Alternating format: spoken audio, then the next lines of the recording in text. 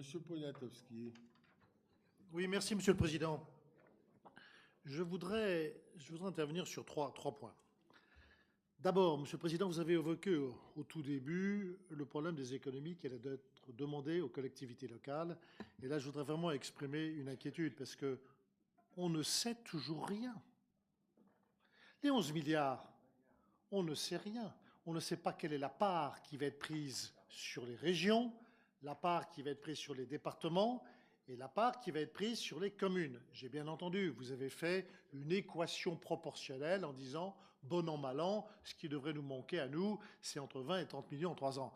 On reste dans des chiffres très vagues et on ne sait pas sur quels critères et sur quelles actions il va y avoir des diminutions de recettes de l'État.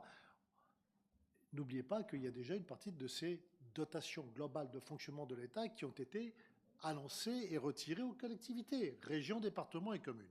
Donc c'est le premier point, exprimer une réelle inquiétude. Vous vous êtes envoyé des bonnes fleurs avec la notation, c'est vrai. Mais votre note, Monsieur le Président, elle risque de recevoir des flèches venant de droite et de gauche en fonction de ce qui sera décidé et sur lequel on ne peut rien dire aujourd'hui, malheureusement. Le second point, la réforme territoriale. La fusion des régions, on a tous, ces dernières années, à droite et à gauche, déposé des vœux les uns après les autres, disant que nous étions pour un regroupement des Normandies. Et il n'y a pas de raison que ça change, et je crois qu'il y aura un consensus là-dessus. Oui, mais commençons par le regroupement des deux régions. Ne nous laissons pas entraîner par ces propositions assez stupéfiantes, pour ne pas dire farfelues, du président actuel de la Haute-Normandie, qui voudrait piquer au passage, non pas les 3 départements picards, mon cher Jean-Paul, mais des petits morceaux de la Somme, même pas la totalité du département. C'est du grand n'importe quoi. Je veux dire, pour exister, on fait du cinéma, on veut récupérer la baie de Somme, on fait donc un petit morceau du département de la Somme, c'est n'importe quoi. Commençons par faire la fusion des deux Normandies. Là, c'est du sérieux, et je pense qu'on pourrait même y arriver avant d'autres régions, et beaucoup plus facilement, on trouvera un consensus. Sur le département, et pendant qu'il y a eu des interventions, je lisais votre vœu, Monsieur le Président. Est-ce que les départements vont mourir? D'abord, j'en suis pas si sûr. Parce qu'annoncer aujourd'hui une mesure qui ne viendra qu'en 2021, ça n'engage pas à grand-chose. Même s'il y a un vote au Parlement, là, en 2014 ou début 2015, on sait très bien qu'il va y avoir des échéances qui vont venir. Il va y avoir des échéances notamment importantes en 2017, et présidentielles et législatives. Donc ça n'engage pas à grand-chose de faire une proposition pour 2021. Monsieur le Président, si vous modifiez votre vœu, on est prêt à y aller. Mais je suis désolé, c'est un petit peu, je ne vais pas dire de la bouillabaisse, mais c'est une salade de fruits, vous mettez tout là-dedans. Vous savez très bien qu'on ne passe pas 6 messages dans un vœu, on n'en passe qu'un seul. Vous parlez du RSA, vous parlez du rachat de sites de MREAL, laissez ça de côté. Et puis, je vous trouve franchement gentil avec le gouvernement en parlant d'un profond débat qui démarre. La décision, elle est prise. Le chef du gouvernement a annoncé fusion des régions et suppression des départements en 2021. Arrêtez d'essayer d'enjoliver, de mettre des salades autour en disant un grand débat se lance. C'est pas vrai. La décision, elle est prise.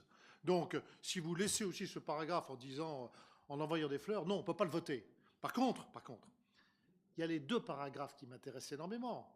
Je vous suis, et je crois qu'on est nombreux à vous suivre, sur la suppression des compétences générales aux départements et aux régions. Je suis tout à fait d'accord avec ce que vous avez été plusieurs à dire. Il y a plein d'investissements que nous n'aurions pas réussi à faire dans notre département si la compétence générale n'avait pas été accordée aux régions et départements.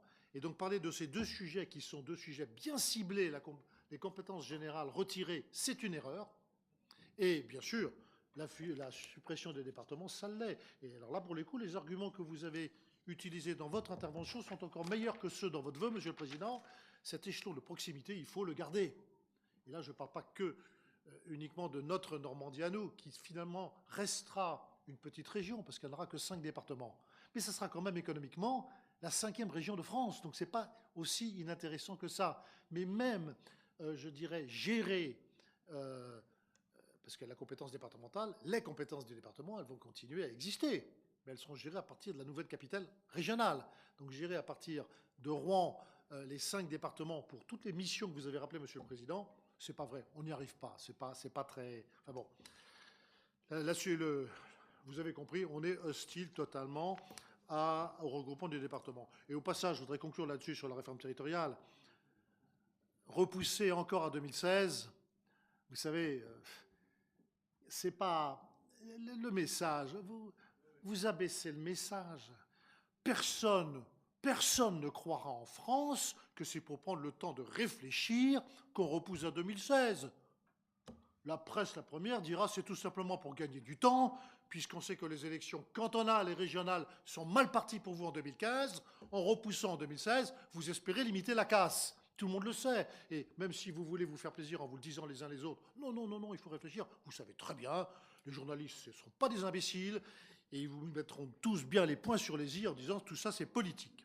Voilà ce que je voulais dire pour la réforme territoriale. Dernier point, les rythmes scolaires. Bon, le décret Hamon va être présenté demain au Conseil supérieur de l'éducation nationale. Mais tout le monde sait ce qu'il y a dedans, puisqu'il est déjà paru dans la presse partout, depuis 4 jours. Il est un peu moins mauvais que le décret Payon, qui était vraiment une absurdité, parce que c'était un décret anti-rural, anti-ruralité, ça tuait les communes rurales qui financièrement n'ont pas les moyens. Alors, je dirais le compte n'y est toujours pas. Hein. Le compte n'y est pas. Bien sûr, c'est mieux au point de vue rythme. Je trouve ça très bien même de pouvoir mettre l'ensemble de ces 3/4 d'heure là, à l'heure du déjeuner, toutes regroupées une après-midi, c'est beaucoup plus intelligent.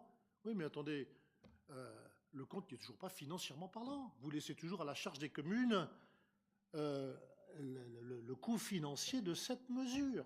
Et d'ailleurs, c'est bien pour ça que ça va rester un décret. Hein. Ce ne sera jamais une loi. Parce que si c'est une loi, il faut voter. Et ce n'est pas du tout sûr que si c'est une loi, ça passe. Mais même si ça passe, dès lors que c'est une loi, il peut y avoir un recours devant le Conseil constitutionnel. Et ce n'est pas du tout sûr que le Conseil constitutionnel valide une telle proposition qu'on va retrouver dans un décret qui malheureusement ne sera pas dans une loi. Donc je voulais simplement dire, le rythme scolaire, les communes, mais pas simplement les communes rurales, même pour d'autres, parce que j'ai vu des projets de villes également qui sont des projets coûteux, et pour certains projets, c'est l'équivalent de 1 ou 2 points d'augmentation d'impôts. Je me demande bien comment certaines vont faire. Merci mes chers collègues.